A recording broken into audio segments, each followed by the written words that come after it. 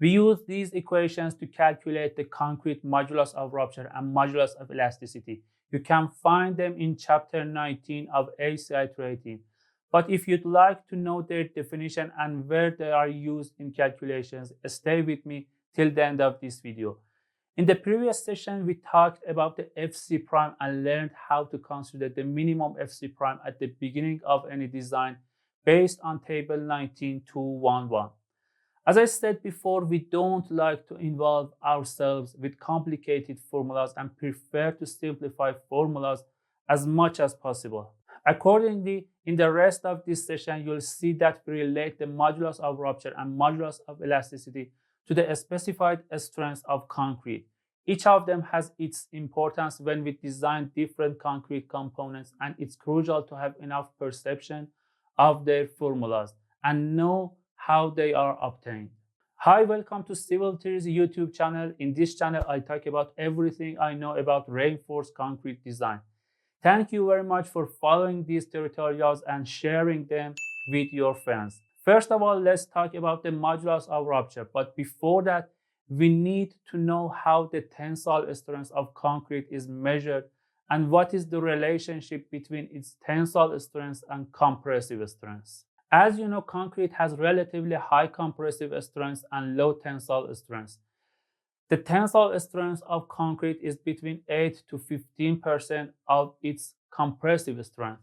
The actual value is strongly affected by the type of tensile test, the type of aggregates, the compressive strength of concrete, and a few other parameters. According to what I said now, every type of experiment leads to a different value for the tensile strength. There is no exact procedure to evaluate tensile strength as we had for compressive strength, so its value is highly dependent on the experiment type. In general, there are two experiments widely used to determine that.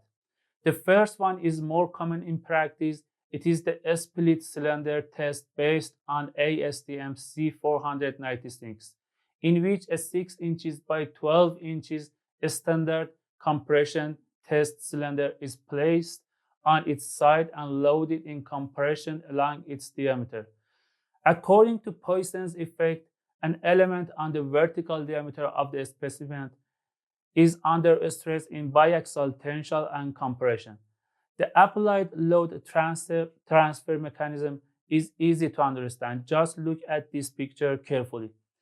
The stresses acting across the vertical diameter range from high transverse compression at the top and bottom to a nearly uniform tension across the rest of the diameter. The splitting tensile strength is computed as this formula. You can find it in different textbooks. In this occasion, P is the maximum applied load in the test, and L and D are also the length and diameter of the specimen, respectively. The second one is the flexural test based on ASTM C78, which is used to determine the modulus of rupture. In other words, the modulus of rupture would be evaluated by the flexural test. In this test, a plain concrete beam, generally 6 by 6 inches by 30 inches long, is loaded flexurally at each 1/3 point of its length. Loading continues until it fails due to cracks on the tension face of the beam in the middle third of its span. The tensile stress at the cracking moment is called the modulus of rupture or flexural strength, and we represent it by Fr. This stress is calculated based on the calculations of bending stress from this equation.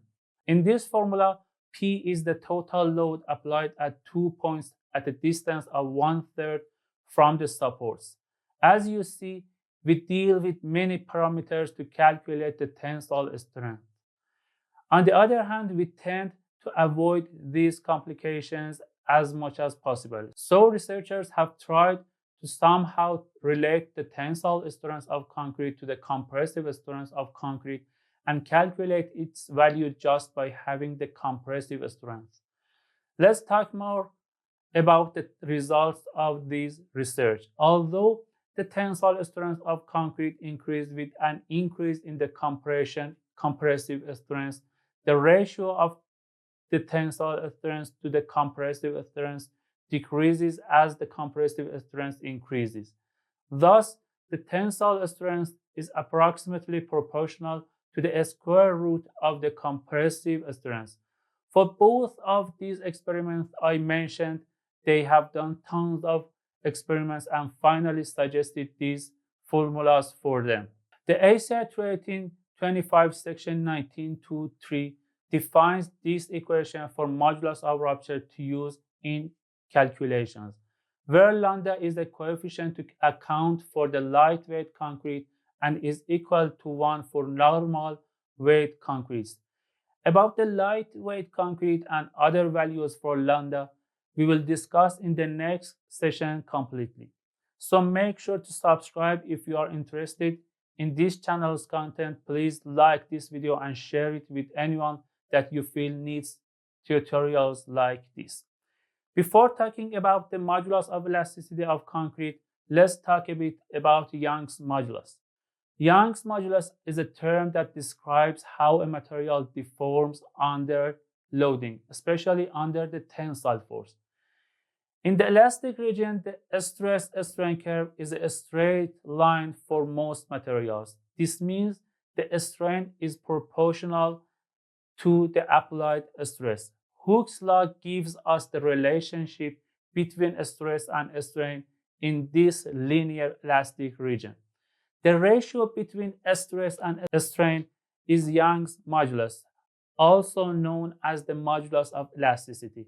It has the same unit as stress, psi in US customary and Pascal in SI units. As you know, we also can measure it by the gradient of the elastic region. Young's modulus is essentially a measurement of the stiffness of a material. The higher the Young's modulus, the stiffer the material. It is something that has different values for different materials and is highly dependent on the strength of the bonds between its atoms. We can imagine these interatomic bonds as tiny springs connecting adjacent atoms. The concrete modulus of elasticity is sensitive to a number of variables, including aggregate type, concrete constituents, mixture proportions, bond between paste and aggregates, and the age of the concrete. Similar to the modulus of rupture, researchers tend to relate it to Fc prime. Equations in section 19.2.2 provide an estimation of EC for general design use. According to this section, it is permitted to calculate EC by two formulas. For concrete density between 90 to 160 pounds per cubic foot, it is equal to these formulas, where the Fc prime is in psi or megapascal according to which unit system we use.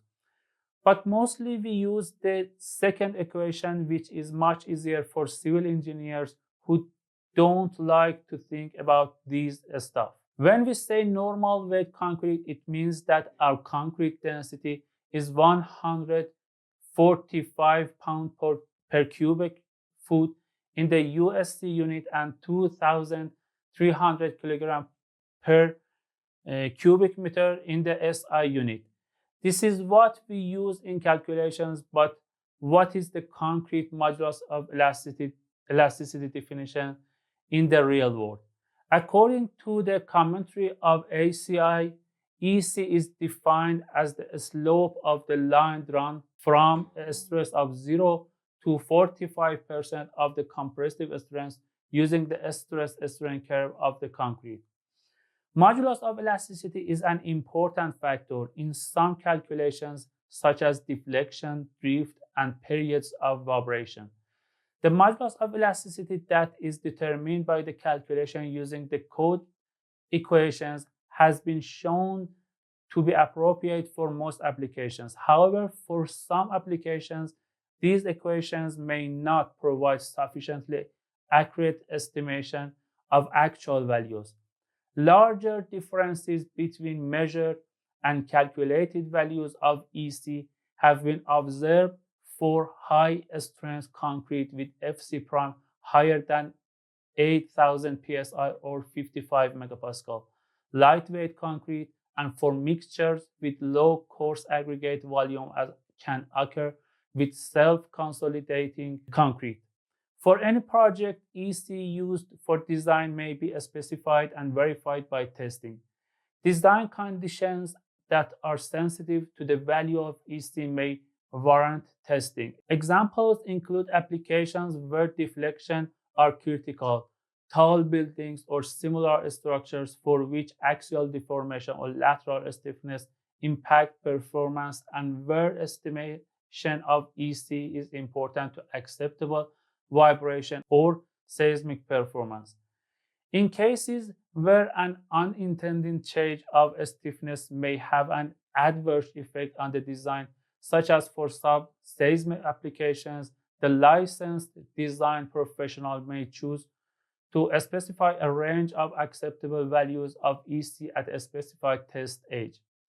If a range of values of EC is specified, details of a testing program and acceptance criteria should be provided in the construction documents. In the next session, we will talk about the lightweight concrete and how can we consider its effect in calculations. If you are curious about this topic, click on the video you see right now. Take care everybody and goodbye.